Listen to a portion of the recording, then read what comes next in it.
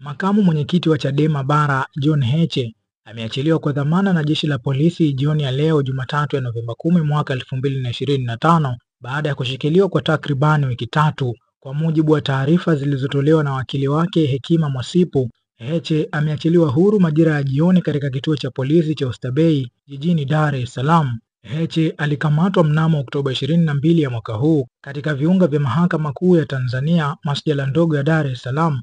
Kukamatwa kwake kulisababisha taharuki miongoni mwa wafuasi wa chama hicho cha upinzani, huku viongozi mbalimbali wa kisiasa na wanaharakati wa haki za binadamu wakitoa wito wa kuachiwa kiongozi huyo.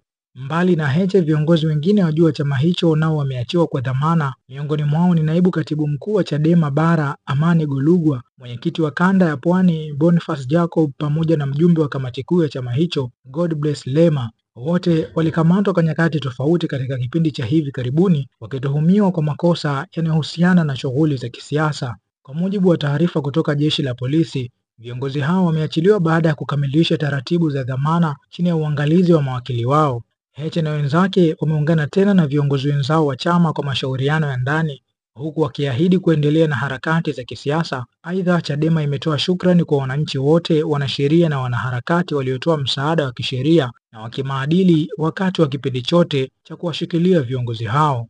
Bakari Chimpanga, Roc Nation TV.